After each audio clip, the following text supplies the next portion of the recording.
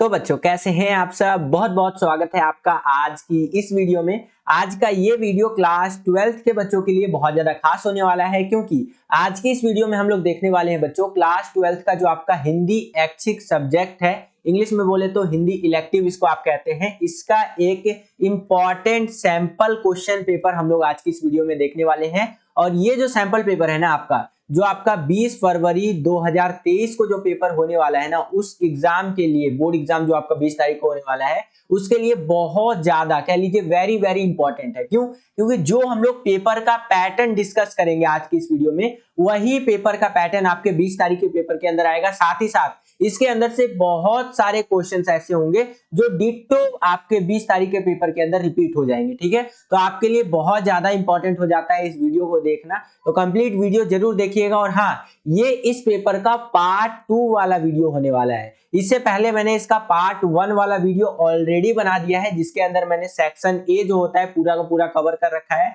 तो अगर आपने इसका पार्ट 1 वाला वीडियो नहीं देखा तो डिस्क्रिप्शन में मैं आपको लिंक दे दूंगा, उस लिंक पे जैसे ही आप क्लिक करेंगे तो आपको पार्ट 1 वाला वीडियो मिल जाएगा। ठीक है, और अगर आपने देख लिया है तो इस वीडियो को कंप्लीट जरूर देखिए, क्योंकि जो हमारा सेक्शन बी जो रह गया था ना, उसको आज की इस वीडियो के अंदर हम लोग कंप्लीट करेंगे बच्चों। ठीक है, और आगे बढ़ने से पहले मैं आपको बताना चाहूंगा कि अगर अभी तक आपने इस वीडियो को लाइक नहीं किया है तो भाई लाइक कर दीजिए। जितना ज्यादा आप इस वीडियो को लाइक करेंगे उतना ज्यादा हमारा मोटिवेशन बढ़ता है और वीडियोस को बनाने के लिए। ठीक है, तो दबा के लाइक कीजिए। और हाँ, अगर चैनल पर अगर आप नए आ गए हैं और चैनल को सब्सक्राइब नहीं किया है तो क्या कर रहे हैं यार, चैनल को जरूर सब्सक्राइब कर लीजिए। इसी तरह की सैंपल पेपर्स वाली वीडियोस आपके लिए हम लाते रहते हैं। जैसे आप चैनल को सब्सक्राइब करेंगे, बगल में आपको बेल का आइकन, घंटी या घंटा कुछ भी कह सकते हैं, उसका आइकन शो करेगा, उसको प्रेस करके ऑल पे क्लिक कर दीजिएगा, जिससे जो भी हम नया वीडियो लाए उसका नोटिफिकेशन सबसे पहले आपके फोन पर आ जाया करे और आपकी जो तैयारी है वो और भी बेहतर से बेहतर तरीके से हो सके। चलिए हम अपने वीडियो को शुरू करते हैं। तो हिंदी ऐच्छिक है हमारा, जिसको इंग्लिश में आप हिंदी इलेक्टिव भी बोलते हैं, इसका पेपर देख रहे हैं। और जो हिंदी का पेपर होगा ना आपका क्लास 12th का, वो 3 घंटे का होगा, ध्यान रखिएगा। और अधिकतम अंक जो होने वाला है वो 80 होने वाला है, यानी 80 नंबर का आपका पेपर आएगा। ठीक है, और अगर मैं आपको ऊपर दिखाऊं तो जो आपका बोर्ड का क्वेश्चन पेपर आएगा हिंदी का, वो कुछ इसी तरह का आएगा। फ्रंट पेज आपको कुछ इस तरह का देखने को मिलेगा, जैसे कि यहाँ पर आपको एक सीरीज लिखी हुई देखने को मिलेगी और यहाँ एक सेट देखने को मिलेगा, सेट नंबर। ये जो हम लोग क्वेश्चन पेपर कर रहे हैं ये सेट नंबर 1 है। टोटल 4 सेट आते हैं, ध्यान रखिएगा, सेट 1, 2, 3 और 4। ठीक है, तो सेट 1 तो हम लोग कर ही रहे हैं, उसके बाद 2 भी करवा दूंगा, 3 और 4, यानी चारों के चारों सेट में आपको करवा दूंगा। तो उसके लिए आप बिल्कुल बेफिक्र रहिए। यहाँ पर आप देखेंगे तो कोड नंबर लिखा हुआ देखने को मिलेगा और कुछ बातें यहाँ पर आप देख सकते हैं इस तरह से आपको लिखी हुई देखने को मिलेंगे, जिसको अगर आप चाहे तो जो यहाँ वीडियो को पॉज करके पढ़ना चाहे तो पढ़। और नीचे अगर मैं चलूं यहाँ पर तो आप देख सकते हैं यहाँ पर आपको सामान्य निर्देश देखने को मिलेगा, इंग्लिश में जिसको आप जनरल इंस्ट्रक्शंस भी कहते हैं। सामान्य निर्देश आपको जरूर पढ़ना चाहिए। अगर आप सामान्य निर्देश पढ़ते हैं पेपर का, तो पेपर कैसा आया हुआ है, किस तरह के क्वेश्चंस आपसे पूछे गए हैं और कैसे आंसर आपको लिखना है, उसका एक मोटा मोटा आइडिया आपके दिमाग में बैठ जाता है। ठीक है, तो सामान्य निर्देश जरूर पढ़ा कीजिए। पार्ट 1 वाला जो वीडियो मैंने बनाया था इस पेपर का, इस सैंपल पेपर का, तो उसके अंदर मैंने सामान्य निर्देश बहुत अच्छी तरीके से एक्सप्लेन कर रखा है, तो आप वो वाला वीडियो देख लीजिएगा, उसमें आपको समझ में आ जाएगा। इसमें हम लोग सिर्फ वही डिस्कस कर लेते हैं जो इस वीडियो के अंदर हम लोग करने वाले हैं, वो वाले सामान्य निर्देश डिस्कस कर लेते हैं। तो यहाँ पर हम लोग खंड बी करेंगे, खंड बी यानी सेक्शन बी। इसके अंदर हमसे वर्णनात्मक प्रकार के जो प्रश्न होते हैं ना, वो पूछे जाएंगे। ठीक है, वर्णनात्मक प्रकार के प्रश्न मतलब जिनका आंसर आपको लिख करके देना होगा। एक क्वेश्चन सीधा सीधा पूछ लेगा और स्ट्रेट फॉरवर्ड उसका आंसर आपको देना होगा, वहां पर कोई ऑप्शन, कोई विकल्प, इस तरह की चीजें आपको देखने को नहीं मिलेंगी। ठीक है, तो वो होता है वर्णनात्मक प्रकार का प्रश्न। और यहाँ पर आपको आंतरिक विकल्प भी दिए गए हैं, यानी इंटरनल चॉइस भी देखने को मिलेगा। जैसे कि क्वेश्चन नंबर जो है सो कि 8 है, ठीक है, तो क्वेश्चन नंबर 8वें में 2 क्वेश्चन दे देगा आपको, ए और बी। अगर आपको ऊपर वाला क्वेश्चन ए वाला क्वेश्चन आता है तो ए वाला कर लीजिए, बी वाला आता है तो बी वाला कर लीजिए। ठीक है, यानी दोनों में से कोई एक करना है। तो इस तरह के क्वेश्चंस आपको पेपर के अंदर देखने को मिलेंगे। एग्जांपल के लिए मैंने आपको बताया, जब अभी हम लोग पेपर करेंगे तो वहां पर आप देख पाएंगे। आगे बता रखा है कि निर्देशों को बहुत सावधानी से पढ़िए और उनका पालन करना है आपको। दोनों खंडों के अंदर यानी दोनों सेक्शंस के अंदर आपको उत्तर देना है, यानी आंसर देना अनिवार्य है, कंपलसरी है। और आपको कोशिश करना है कि क्वेश्चन के आंसर जो आप लिखेंगे वो सीरियल वाइज लिखे, क्रमशः लिखे। जैसे क्वेश्चन नंबर 1 का उत्तर लिखा, फिर 2 का लिखे, फिर 3 का। इससे क्या होता है ना, जब एग्जामिनर यानी कि जो आपको कॉपी चेक कर रहा होता है, वो जब चेक करता है आपका कॉपी टीचर, तो उसको आसानी होता है। ठीक है, तो इसीलिए कुछ बातें यहाँ पर बता रखा है। तो ये कुछ बातें रही जो आपका 20 फरवरी 2023 को जो पेपर होने वाला है हिंदी का, उससे संबंधित आपको पता होना चाहिए। काफी इंपॉर्टेंट बातें थी। चलिए हम अपने वीडियो को फाइनली शुरू करते हैं और सेक्शन बी में किस प्रकार के क्वेश्चंस हमसे पूछे गए हैं वो देखते हैं और कैसे उसका आंसर हम लोग दे सकते हैं। तो चलिए हम अपने वीडियो को शुरू हम लोग आ गए हैं बच्चों खंड ब के अंदर, जिसके अंदर वर्णनात्मक प्रकार के प्रश्न हमसे पूछे जाएंगे। मतलब वही जो क्वेश्चन आपसे पूछ लेगा और उसका डायरेक्ट आंसर देना है आपको। यहाँ पर कोई भी ऑप्शन देखने को नहीं मिलेगा। तो चलिए देखते हैं सेक्शन बी का यानी खंड ब का पहला क्वेश्चन और इस क्वेश्चन पेपर का 7वां क्वेश्चन। देखिए क्या पूछ रहा है हमसे कि दिए गए 3 नए और अप्रत्याशित विषयों में से किसी एक विषय पर लगभग आपको 120 शब्दों में रचनात्मक लेखन यानी लेख लिखना है। ठीक है, यानी कि एक तरह का निबंध टाइप का इसको आप समझ सकते हैं। यहाँ पर 3 टॉपिक आपको दे दिया। पहला है आधुनिक युग में कंप्यूटर का महत्व, दूसरा है जैसे ही मैंने अलमारी खोली, तीसरा है महानगरीय जीवन की चुनौतियां। ये 3 आपको टॉपिक दे दिया। इनमें से किसी एक को सिलेक्ट करना है आपको और उसके ऊपर आपको क्या करना है, निबंध लिखना है। ठीक है, तो मैंने एग्जाम्पल के लिए पहला वाला जो है आपका ये आधुनिक युग में कंप्यूटर का महत्व, इस टॉपिक के ऊपर आपको एक रचनात्मक लेख लिख करके दिखा रखा है कि कैसे आप लिख सकते हैं। तो चलिए दिखाता हूं मैं आपको। ये देखिए इस तरह से आपको लिखना है। फॉर एग्जाम्पल यहाँ पर मैंने कैसे लिखा है, पहले तो आपको क्या करना है, जो आपका टाइटल दिया गया है यानी जो टॉपिक आपको दिया गया है जो उसको क्या करना है, एज अ हेडिंग आपको यहाँ पर अपनी आंसर शीट में लिख लेना है। जैसे मैंने यहाँ लिख दिया आधुनिक युग में कंप्यूटर का महत्व। अब उसके बारे में जो भी चीजें आपको पता है वो सारी चीजें लिख दीजिए आप। ठीक है, यहाँ पर नंबर कटने के बहुत कम चांस रहते हैं। तो देखिए मैंने किस तरह से लिखा है कि कंप्यूटर आधुनिक तकनीकी एक महान खोज है। ठीक है, यानी कंप्यूटर की अगर हम लोग बात करें तो आधुनिक जो तकनीक है उसकी एक महान खोजों में से एक है ये कंप्यूटर। यह कम समय में कम श्रम शक्ति पर उच्च स्तर का परिणाम प्रदान करता है, यानी कि कम टाइम लेता है, कम लोगों के बदौलत, मतलब कम लोग भी होंगे ना तो उससे से ज्यादा काम आप इससे निकाल सकते हैं। ठीक है, लोग जो है चुटकियों में किसी भी सेवा या उत्पाद दूसरी चीजों के बारे में जानकारी प्राप्त कर सकते हैं। और मजे की बात यह है कि आप ये जो वीडियो देख रहे हैं ना अपने फोन पर, इसको जो बना रहा हूं मैं आपके लिए, तो वो भी कंप्यूटर पर बना रहा हूं। तो सोचिए ये कंप्यूटर कितनी ज्यादा मदद करता है। अगर आपको टिकट बुक करना है, बच्चों को पढ़ाना है, ठीक है, फॉर एग्जांपल मुझे आपको वीडियोस देनी होती है तो मैं कंप्यूटर पे रिकॉर्ड करता हूं और आप उसे इजीली फोन में देख सकते हैं। ठीक है, कोई चीज इंटरनेट के माध्यम से आप खरीद सकते हैं। ठीक है, ये बहुत सारी चीजें आप कंप्यूटर के बारे में लिख सकते हैं। तो आधुनिक युग में अगर हम लोग बात करें ना तो कंप्यूटर का बहुत ज्यादा महत्व है। ठीक है, घर पर बैठे ही सामान की डिलीवरी प्राप्त हो जाती है। कई लोग अपने बच्चों के लिए लैपटॉप और डेस्कटॉप खरीदते हैं जिससे अपनी पढ़ाई से संबंधित कार्य जो है बच्चे कर सके। यह एक इलेक्ट्रॉनिक मशीन होता है कंप्यूटर, जो गणना करने तथा बड़ी समस्याओं को सुलझाने में सक्षम होता है। ईमेल, वीडियो कॉल का उपयोग कर हम क्या कर सकते हैं, काफी कम समय में अपने मित्रों, रिश्तेदारों, माता पिता या किसी भी व्यक्ति से जुड़ सकते हैं। जैसे होता है ना, हम लोग क्या करते हैं कि मान लीजिए आपका दोस्त घर पे सो रहा है और आपने उसको बुलाया, बोला भाई मिल ले यार। ठीक है, तो आपका दोस्त बोलता है चल मिल रहा हूँ। ठीक है, 5 मिनट बाद आपने उसे कॉल किया, हाँ भाई कहाँ है, तो बोला भाई मैं तो निकल गया। ठीक है, तो आप उसको क्या बोलेंगे कि यार तू निकला या नहीं निकला, इसके ऊपर मुझे एक डाउट है, तो चल मैं तेरे को वीडियो कॉल करता हूँ व्हाट्सएप पे। ठीक है, वो कंप्यूटर की मदद से भी आप वीडियो कॉल कर सकते हैं। तो आपका दोस्त पकड़ा जाएगा। अगर आपका दोस्त निकल गया होगा तब तो वेल एंड गुड है, वो दिखा देगा कि देख भाई बाहर का नजारा, मैं तो निकल गया हूं। अगर आपका दोस्त बिस्तर में लेटा हुआ होगा, वहीं से झूठ बोल रहा होगा आपको, तो आपका दोस्त पकड़ा जाएगा। ठीक है, इस तरह की चीजें भी कंप्यूटर से की जा सकती है। यानी कि कहने का मतलब ये है, ये तो एज अ एग्जांपल मैंने फन के लिए बता दिया आपको। वीडियो कॉल के माध्यम से क्या होता है कि दूर दराज, मान लीजिए आप बड़े होकर के अच्छी खासी नौकरी लग गई आपकी, आप चले गए अमेरिका गए, आप अपने माता पिता से बात करना चाहते हैं तो बिंदास आप कंप्यूटर पे बैठिए, वहां पर एकदम बड़ा बड़ा दिखेगा, वीडियो कॉल पे बिंदास बात कर लीजिए, कोई दिक्कत आपको नहीं होगा। ठीक है, तो ये बहुत ज्यादा फायदा है, एडवांटेज है कंप्यूटर और लैपटॉप होने के। ठीक है, तो ये चीजें हैं यहाँ पर आप लिख सकते हैं और भी अपने मन से आपको जो भी लगता है आप लिख सकते हैं, कोई दिक्कत वाली बात नहीं है। आज के समय में इसका इस्तेमाल परीक्षा, मौसम, शिक्षा आदि में किया जाता है।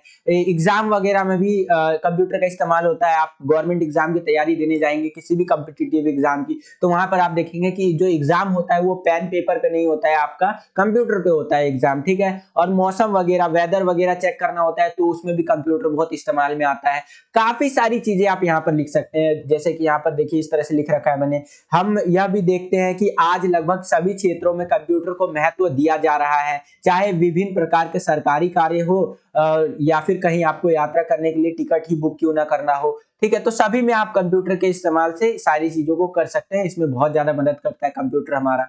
आधुनिक युग में कंप्यूटर इतना महत्वपूर्ण हो गया है कि भविष्य की कल्पना बिना कंप्यूटर के की ही नहीं जा सकती। यानी कि आज के टाइम पे कंप्यूटर का वैल्यू या महत्व इतना ज्यादा बढ़ गया है कि अगर हम लोग फ्यूचर की बात करें ना, तो बिना कंप्यूटर के फ्यूचर है ही नहीं भाई, ठीक है। तो इस तरह से मैंने आपको एज ए एग्जांपल ये सारी चीजें लिख करके दिखाई हैं, आप अपना दिमाग लगा करके और भी इससे बेहतर लिख सकते हैं। तो जो आपका हिंदी का पेपर आएगा ना 20 तारीख को, तो उसके अंदर 7वां क्वेश्चन जो होगा आपका यहाँ पर इसी टाइप का आएगा, इसी फॉर्मेट में, और जैसे मैंने आपको आंसर दिखाया आपको इसी तरह से आंसर लिखना है इसी फॉर्मेट में, ठीक है। आई होप कि आपको ये क्वेश्चन भी समझ में आया होगा। आगे चलते हैं, अब हम लोग आ गए हैं 8वें प्रश्न के अंदर। 8वें प्रश्न में देखिए क्या बोल रहा है कि किन्हीं 2 प्रश्नों के उत्तर लगभग 60 शब्दों में आपको देने हैं, ठीक है। यहाँ पर 2 क्वेश्चन के आंसर आपको देने हैं और एक क्वेश्चन जो है आपका 3 मार्क्स कैरी करता है। 2 क्वेश्चन के अगर आप सही आंसर दे देते हैं तो आपको 6 नंबर मिल जाएंगे, ठीक है। तो चलिए देखते हैं, और 60 शब्दों में भी देना है, ये भी ध्यान रखिएगा।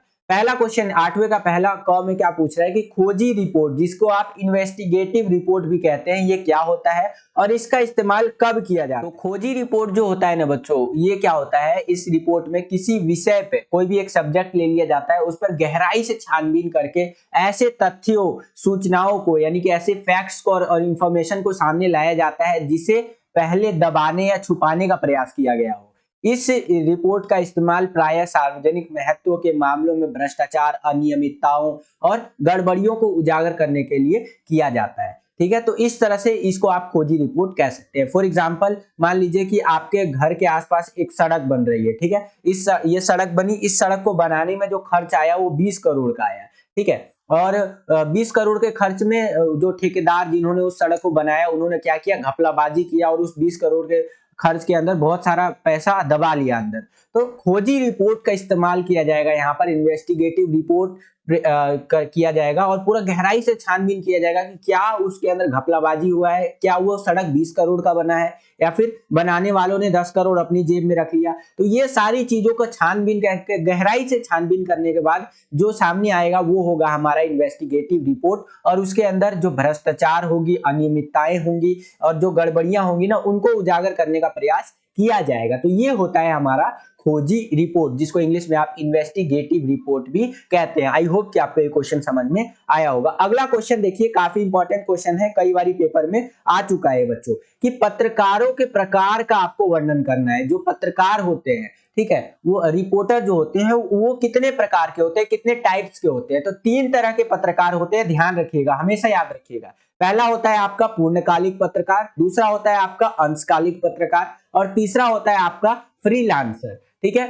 अब ये तीनों किस किस तरह से आप इसको डिवाइड कर सकते हैं, मतलब बांट सकते हैं। जो आपका पूर्णकालिक पत्रकार होता है वो किसी समाचार संगठन के लिए नियमित वेतन भोगी होता है। फॉर एग्जाम्पल मान लीजिए ए नाम का एक बंदा है और ये पूर्णकालिक पत्रकार है, तो ये मान लीजिए एनबीटी में काम कर रहा है, एनबीटी मतलब नवभारत टाइम्स के अंदर, तो फिक्स है इसका सैलरी की, जैसे इसको 20,000 मिल रहा है तो ये फिक्स है कि हाँ इसको 20,000 मिल रहा है, ये नियमित वेतन भोगी होता है। दूसरा होता है आपका अंशकालिक पत्रकार। ये क्या होता है भाई, ये एक निश्चित मानदेय पर काम करने वाला होता है, कि भाई एक निश्चित उसको अमाउंट वगैरह मिलेगा और टाइमिंग वगैरह होगी, उस पर ये काम करने वाला पत्रकार होता है, वो होता है अंशकालिक पत्रकार। और तीसरा जो टाइप आता है वो आता है फ्रीलांसर। ये स्वतंत्र होता है, फ्री होता है, स्वतंत्र पत्रकार होता है, जो भुगतान के आधार पर अलग अलग अखबारों के लिए काम करता है, ठीक है। यानी कहने का मतलब ये है कि मान लीजिए आज इसको कोई 20,000 दे रहा है एनबीटी वाला, तो यहाँ काम कर लेगा। कल को ये हिंदुस्तान टाइम्स में जाएगा, यहाँ पर इसको 30,000 मिल रहा है, तो ये हिंदुस्तान टाइम्स में 30,000 रुपए में जॉब कर लेगा। यानी कि ये फ्री होता है, इसके ऊपर कोई बर्डन नहीं है कि भाई तेरे को मेरे अंदर काम करना है तो करना है, ठीक है। तो इस तरह से आपका 3 तरह के पत्रकार यहाँ पर होते हैं। आई होप कि आपको ये क्वेश्चन समझ में आया होगा। अगला क्वेश्चन देखिए बच्चों, काफी इंपॉर्टेंट है ये भाई, कई बारी पेपर के अंदर पूछ लिया जाता है। क्वेश्चन क्या है कि समाचार व फीचर में अंतर स्पष्ट करना है आपको। तो समाचार और फीचर में अंतर ध्यान से समझिए बच्चों। जो फीचर होता है वो क्या होता है, पहले उसको समझ लीजिए। फीचर एक सुव्यवस्थित, सृजनात्मक और आत्मनिष्ठ लेखन की शैली होती है। फीचर क्या होता है? एक सुव्यवस्थित, सृजनात्मक और आत्मनिष्ठ लेखन की शैली होती है जिसके अंदर पाठकों को, यानी जो उसको पढ़ने वाला होता है ना, फीचर का काम होता है कि जो उसका रीडर है, जो उसको पढ़ने वाला है, उसको सूचना देना, शिक्षित करना और मनोरंजन करना होता है। ये फीचर का काम होता है। फीचर जो होता है उसमें शब्द सीमा नहीं होती है। अच्छे फीचर को लिखने के लिए आपको क्या करना है? 200 से 2000 तक शब्दों का इस्तेमाल आप कर सकते हैं एक अच्छा फीचर लिखने के लिए। और फीचर जो होता है ना, उसके अंदर लेखक की कल्पना और विचारों का कोई स्थान मिलता है। मतलब लेखक की जो कल्पनाएं होती है, जो उनके विचार होते हैं, उनको स्थान दिया जाता है कि वो भी अपने आइडियाज को, अपनी कल्पनाओं को, इमेजिनेशन को फीचर के अंदर डाल सके ताकि वो और भी इंटरेस्टिंग बन सके। फीचर की बात कर रहा हूं मैं। और क्या होता है? फीचर के अंदर अच्छे जैसे कि फोटोग्राफ, ग्राफिक्स होना अनिवार्य होता है ताकि जो पढ़ने वाला बंदा है ना भाई, उसको इंटरेस्टिंग लगना चाहिए। साफ बात है, तभी फीचर चलता है। ठीक है। दूसरा होता है समाचार या समाचार पत्र कह लीजिए। ये क्या होता है? इसमें समाचार का समाचार कह लीजिए, समाचार पत्र कह लीजिए, इसका कार्य होता है पाठकों को सूचना देना। फॉर एग्जांपल, आज कोई घटना घटी तो कल का जो समाचार आएगा या समाचार पत्र आएगा, उसके अंदर जो इसका पाठक होंगे, पढ़ने वाले होंगे, उनको सूचना मिलेगी। जैसे कि मान लीजिए आज है 1 फरवरी 2023, आज बजट लागू होगा। ठीक है। जो एक हमारा ईयरली बजट होता है, सालाना बजट, की देश में ये पैसा इतने इतने जगह खर्च किया जाएगा, तो सरकार क्या करती है? आज बजट जारी करेगी। तो वो बजट क्या क्या होगा, कैसा होगा, क्या चीजें उसमें दी गई हैं, क्या नहीं दी गई है, तो वो सारी जानकारी कल के अखबार में आएगी। ठीक है। तो कल के अखबार को लोग पढ़ेंगे और उससे वो इंफॉर्मेशन ले लेंगे। तो समाचार का क्या काम होता है? पाठकों को सूचना देना। अगला क्या है? इसका उद्देश्य पाठकों को ताजी घटनाओं से अवगत कराना भी होता है। जो ताजा ताजा घटना होता है उससे भी अवगत कराना होता है। इसमें शब्द सीमा होती है, इसमें वर्ड की लिमिट होती है। ये नहीं कि आप एक किताब छाप रहे हैं समाचार के नाम पे, कोई नहीं पढ़ेगा। आज के टाइम पे समाचार का मतलब शॉर्ट में ज्यादा से ज्यादा चीजें समझाना। अगला है कि इसमें लेखक के विचारों या कल्पनाओं के लिए कोई स्थान नहीं होता है। जो इंफॉर्मेशन आया, जो समाचार आया, जो न्यूज आया, डायरेक्ट वही छाप करके आपको देना पड़ता है। इसके अंदर लेखक की कोई विचार या कल्पना, इमेजिनेशन कुछ नहीं डाल सकते भाई।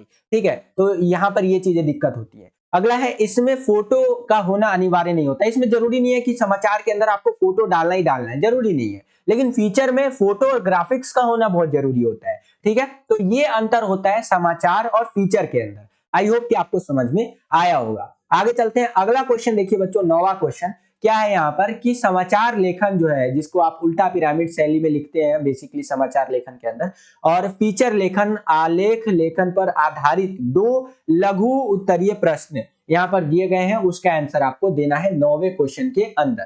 ठीक है। तो चलिए देखते हैं।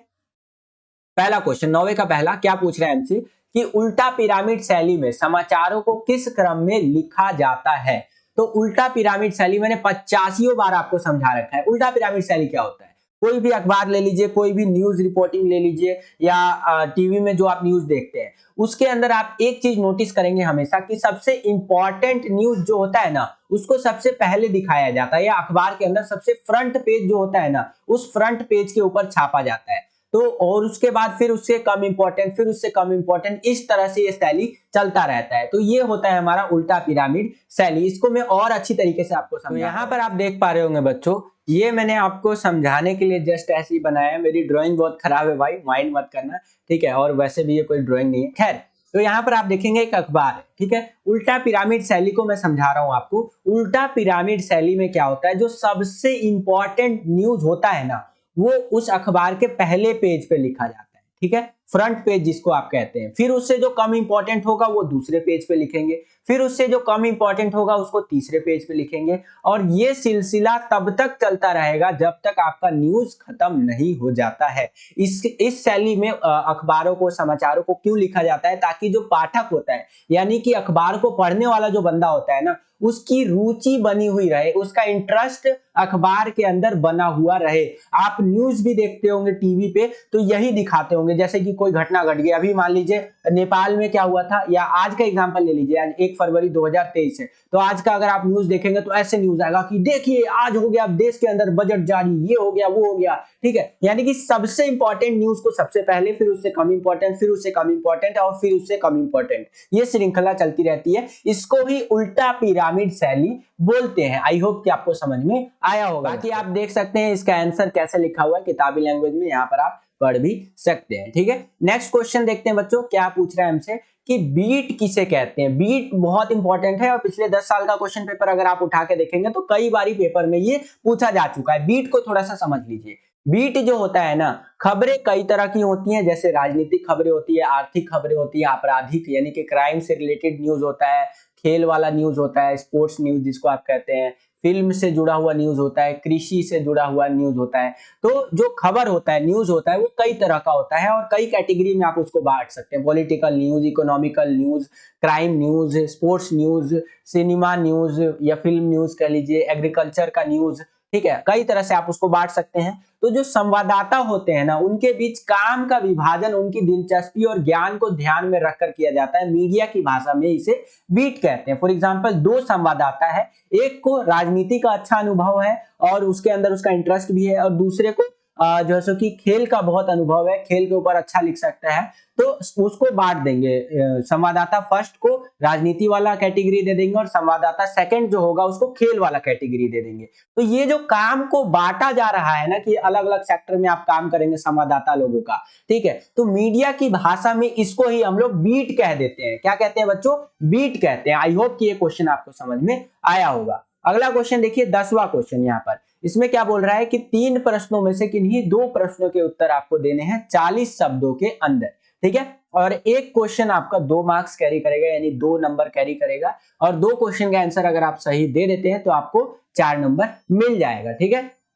चलिए देखते हैं पहला क्वेश्चन। यहाँ पर देखिए क्या है कि बनारस में वसंत का आगमन कैसे होता है और उसका क्या प्रभाव इस शहर पर पड़ता है, वो आपको बताना है। तो बनारस के अंदर जब वसंत का आगमन होता है तो उससे वो कैसा आगमन होता है, मतलब कैसे वो आता है और इसका क्या प्रभाव देखने को मिलता है। तो देखिए यहाँ पर बताया गया है कि कवि के अनुसार अचानक बनारस में वसंत का आगमन होता है। जब वसंत आता है तो लहराता या कह लीजिए लहर तारा या मधुवादी नामक मोहल्ले की तरफ धूली की आंधी चलती है। एक धूल की आंधी चलती है जिससे चारों ओर धूल छा जाता है और लोगों के मुंह में धूल के होने से जो है सो कि क्या होता है कि फिर फिराहट उत्पन्न होने लगती है या लग जाती है। प्रायः वसंत में फूलों की बहार छा जाती है तथा सुगंध से सारे वातावरण अति मनमोहक लगने लगते हैं। यानी कि एक धूल की आंधी आती है, सभी लोग अचरज में पड़ जाते हैं और इससे क्या होता है, पूरा वातावरण खिल उठता है, तो लगता है वसंत आ गया और नए पत्ते तथा कोपले निकलने लगते हैं। कोपले मतलब कि नए नए एक तरह से होते हैं ना, फूल के दौरान उस तरह से निकलने लगता है कि फूल के बाद फल उगता है ना, तो उस तरह के फूल उगने लग जाते हैं, तो लगता है कि वसंत आ गया। परंतु इस वसंत में ऐसा कुछ नहीं है। यहाँ तो बिल्कुल अलग तरह का वसंत आता है जो धूल भरा होता है। भिखारी के कटोरे के मध्य वसंत उतर रहा दिखाई देता है। गंगा के घाट पर लोगों से भर जाते हैं, मतलब गंगा के जो घाट होते हैं लोगों से भर जाते हैं वो, और यहाँ तक इस मौसम में बंदरों की आंखों में नमी तक दिखाई देती है, ठीक है। तो यहाँ पर कवि इस अकॉर्डिंग बताया, मतलब कवि जो है इस अकॉर्डिंग बता रहा है कि वसंत किस तरह से आता है और इसका जो है सो कि क्या प्रभाव होता है शहर पर, ठीक है। तो इस तरह से आंसर आपको लिखना है, चैप्टर के अंदर के क्वेश्चन आंसर से ध्यान रखिएगा। अगला क्वेश्चन देखिए, दूसरा क्वेश्चन। यहाँ पर आपको आशय स्पष्ट करना है, ठीक है। 2 लाइनें दे दिया है, 2 लाइनों को पढ़ना है आपको, 2 पंक्तियों को, और इनका आशय स्पष्ट करना है। तो 2 पंक्तियां पढ़ लेते हैं। पंक्ति नंबर 1 कि अधर लगे हैं आनी करे के पयान प्राण। दूसरी पंक्ति है कि चाहत चलन ये संदेशो ले सुजान को। तो ये 2 पंक्तियां, इनका आशय, इसका आशय कुछ इस तरह से स्पष्ट कर सकते हैं आप लोग कि कवि घनानंद की वियोगावस्था का मार्मिक वर्णन यहाँ पर हमें देखने को मिलता है। अपनी प्रेयसी यानी कि जिससे प्रेम कर रहे थे, उनकी सुजान की प्रतीक्षा में बेसब्र प्रतीक्षा करते करते मरणासन दशा हो गई थी उनकी, और प्राण अटके हुए थे क्योंकि वे सुजान का संदेशा लेकर ही निकलना चाहते हैं। तो इस तरह से आप इसका आशय स्पष्ट कर सकते हैं। तीसरा क्वेश्चन देखिए बच्चों, क्या पूछ रहा है हमसे कि गीतावली के पद जननी निरखती बान धुन हिया के आधार पर राम के वन गमन के पश्चात मां कौशल्या की मरण स्थिति का वर्णन कीजिए।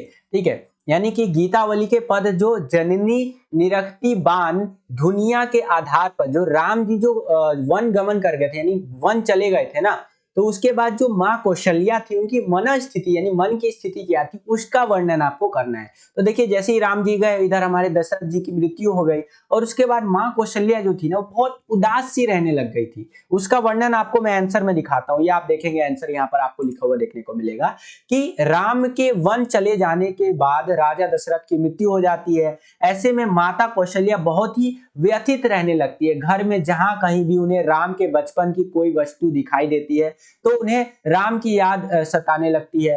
वे राम के बचपन के दिनों के खेलने वाले धनुष बाण को देखकर उठा लेती है और बार बार राम को याद करते हुए उन्हें अपने हृदय और नेत्रों से लगाती है। इसी प्रकार से बालक राम के नन्हे नन्हे पैरों की सुंदर जूतियां देखकर उनका जो जूतियां थी यानी कि जो जूते थे उनको देख करके क्या हुआ कि उनका हृदय जो है उमड़ पड़ा और उन्हें भी वे अपने हृदय और नेत्रों से लगाती है। तो इस तरह से आप इसका आंसर लिख सकते हैं। काफी इंपॉर्टेंट क्वेश्चन है, कई बार पेपर में ये भी आ जाता है। आगे चलते हैं, अगला क्वेश्चन देखिए 11वां क्वेश्चन या 11वां प्रश्न कह लीजिए। इसके अंदर आपको सप्रसंग व्याख्या करना है।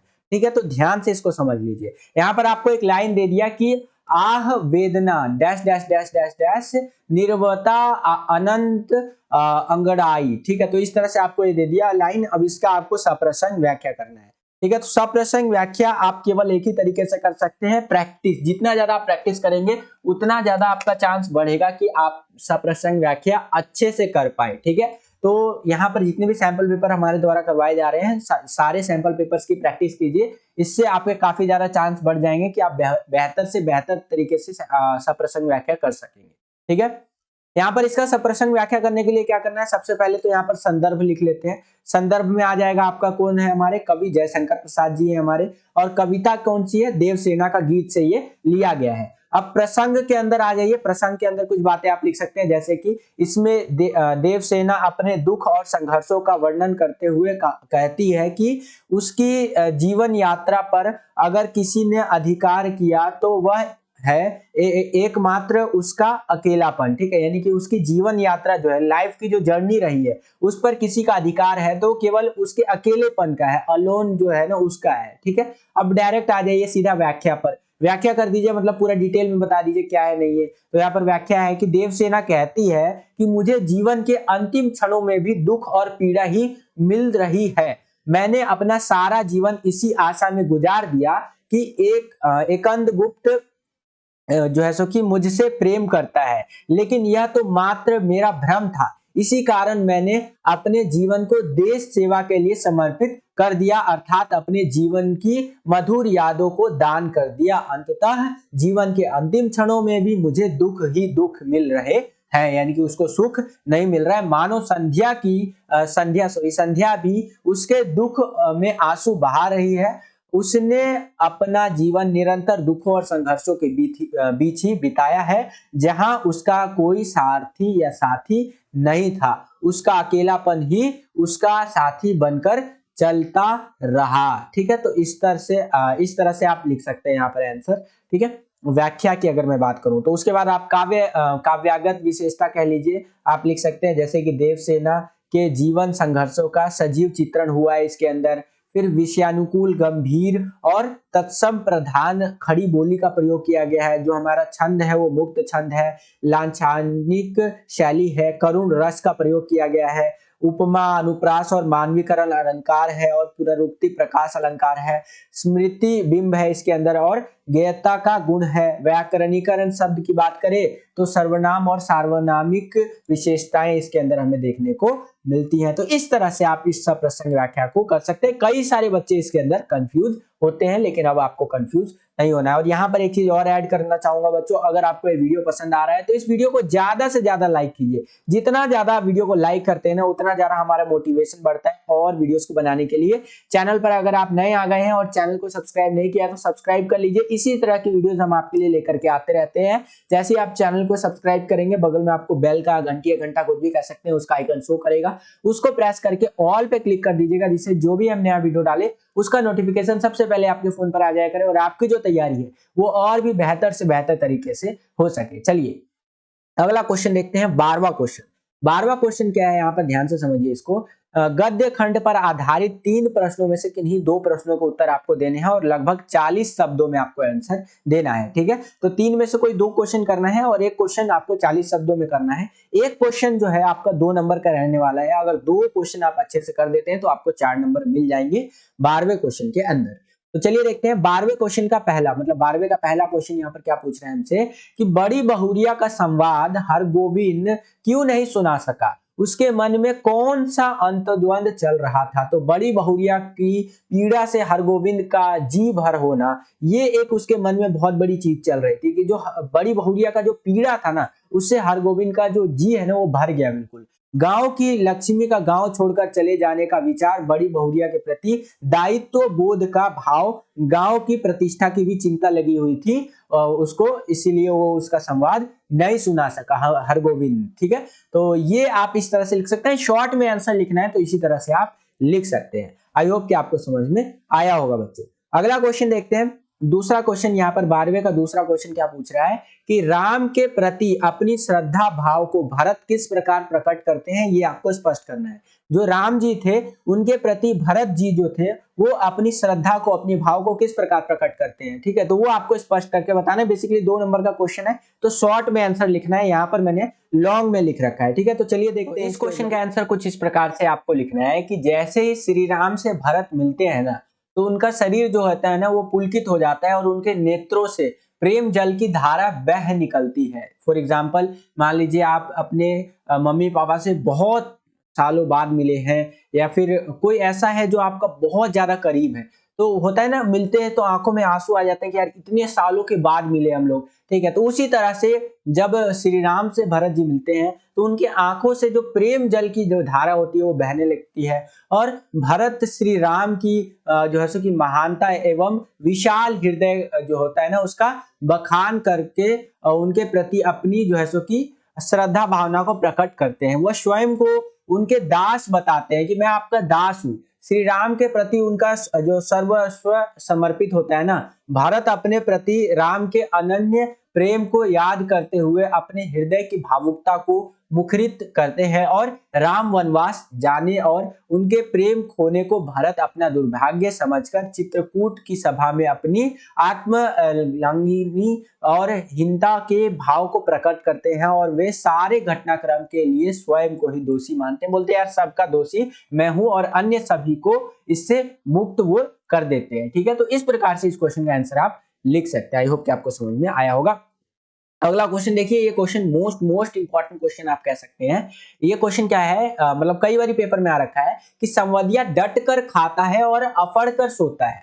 ठीक है, इससे क्या आशय है? तो इससे यही आशय है कि संवदिया द्वारा महत्वपूर्ण संवाद लाने पर घर के लोगों द्वारा उसकी आवभगत होने या कह लीजिए होना अच्छी तरह से खिलाया पिलाया जाता है और उसका अतिथि सत्कार करना और लंबी थकाऊ यात्रा की थकान और भरपेट भोजन के बाद आराम से गहरी नींद लेकर के सो गया। यानी कि जो संवादिया होता है, जो मैसेज देने वाला होता है, तो वो किसी के यहाँ मैसेज लेकर के जाता है तो वैसे ही खुश हो जाते हैं कि चलो फलाना फलाना जो है मेरा मैसेज लेकर के आया है मेरे दूसरे रिश्तेदारों का, मित्रों का। ठीक है, फिर उसका अच्छे से आदर सत्कार करवाते, खिलाते पिलाते, और जब वो खा लेता है, इतनी दूर चल करके भी आया होता है, तो सो जाता है। तो इस कथन का या इस लाइनों का यही आशय है। आई होप कि आपको समझ में आया होगा कि संवदिया डट कर खाता है और अफड़ कर सोता है। क्वेश्चन कई बार पेपर में आ चुका है, ध्यान रखिएगा। तो आई होप कि आपको समझ में आया होगा। अगला क्वेश्चन देखिए, 13वां क्वेश्चन क्या है, यहाँ पर हमें सप्रसंग व्याख्या करना है। ठीक है, यहाँ पर देखिए लाइन दे दिया हमें कि बड़े भैया के मरते ही जैसे सब डैश डैश डैश बेचारी बड़ी बहुरिया। ये आपको लाइन दे दिया। अब इसका आपको सप्रसंग व्याख्या करना है। ठीक है, तो सबसे पहले आप इसका संदर्भ लिखेंगे। संदर्भ कौन सा है, पाठ है हमारा संवदिया, और इसके जो लेखक है वो है हमारे फणीश्वर नाथ रेणु जी। ठीक है, अब थोड़ा सा प्रसंग के बारे में बात कर लेते हैं। प्रसंग में देखिए क्या बताया गया है कि इन पंक्तियों के माध्यम से लेखक ने क्या किया है, बड़ी बहुरिया की आर्थिक स्थिति खराब होने के कारण पति की मृत्यु के पश्चात उसके भाइयों में परस्पर गृह कलेश को बताया है कि जैसे ही बड़ी बहुरिया के पति की मृत्यु हो गई, वो मर गए, ठीक है, तो उसके बाद जो उसकी आर्थिक स्थिति थी, फाइनेंशियल कंडीशन थी, वो बहुत खराब हो गई, और उसके बाद जो गृह कलेश हमें देखने को मिला, उस चीज का वर्णन यहाँ पर हमें देखने को मिलता है संवदिया पाठ के अंदर।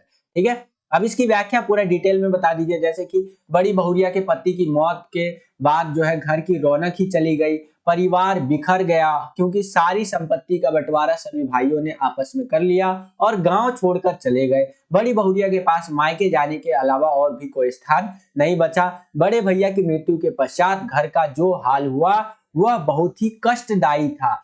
वह केवल एक बेचारी बनकर रह गई और उनकी भावनाओं की किसी को कद्र ही नहीं थी। ठीक है, तो इस तरह से आप इसकी व्याख्या कर सकते हैं। अगर हम लोग विशेष की बात करें तो यहाँ पर आप भाषा के बारे में बता सकते हैं, जैसे कि लोक जीवन से जुड़ी आंचलिक भाषा का प्रयोग किया गया है। शब्दावली जो है हमारी आंचलिक शब्दों का प्रयोग है यहाँ पर। लोकयुक्त मुहावरे जो है यहाँ पर इस तरह से यूज किए गए हैं, प्रयोग किए गए हैं, जैसे कि खेल खत्म हो गया, दावा करना, लीला करना, इस तरह से। और शब्द शक्ति, अभिधा शब्द जो है हमारी वो शक्ति है, और शैली जो है भावात्मक और प्रवाहपूर्ण शैली रही है हमारी। तो इस प्रकार से आप यहाँ पर सब प्रसंग व्याख्या कर सकते हैं। आई होप कि आपको समझ में आया होगा। ठीक है, नेक्स्ट क्वेश्चन देखिए, हमारा 14वां क्वेश्चन, इस क्वेश्चन पेपर का लास्ट क्वेश्चन है हमारा, कि निम्नलिखित प्रश्नों में से किन्हीं एक प्रश्न का उत्तर लगभग आपको 60 शब्दों में देना है। ठीक है, तो दो क्वेश्चन यहाँ पर आपसे पूछा गया है, दो में से किसी एक क्वेश्चन का आंसर आपको देना है, वो भी 60 शब्दों के। तो चलिए देखते हैं 14वें के पहले में क्या पूछ रहा है हमसे, कि आज की सभ्यता जो है इन नदियों को गंदे पानी के नाले